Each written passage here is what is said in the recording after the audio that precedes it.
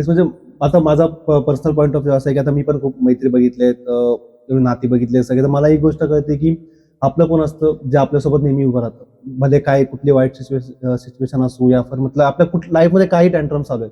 आता ह्या 1.5 वर्षात मी पण ह्या गोष्टीतून चाललोय सगळं. आता मी सगळं ओपन करतोय. तर मग असं झालंय की मला टाइम देता आला नाही पण म्हणजे मी कुठे जाऊन बसत नाही मित्रांमध्ये, कोणासोबत हँगआउट करत नाहीये. मी माझं डेलीचं शेड्यूल असं आहे की मी ऑफिस करतो, ऑफिसमधून रात्री इथे येऊन बसतो, 2 वाजेपर्यंत काम करतो, सकाळी उठतो, परत ऑफिसला जातो. तर ह्या ह्याच्यामध्ये सिनेरिओमध्ये मला कसं होतं की मला टाइम भेटत नाही. मला स्वतःसाठी टाइम नसतो कधी-कधी, की मला काही गोष्टी करायच्या तर मला करता येत नाही, टाइम नाही माझ्याकडे. कारण की मी ह्या गोष्टीला जास्त प्रायोरिटी देतो.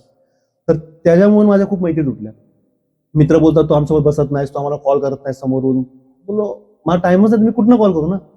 आणि जर तुमची मैत्री खरीच आहे, समजून घेतो. तर मग तुम्ही समजून घ्या ना, की हा भाई तो काहीतरी काम करतोय, काहीतरी गोष्टी हे करतोय. तर मग तुम्ही समोरून कॉल करा. समोरून कॉल केल्यावर काय तुम्ही छोटे होणार आहे का?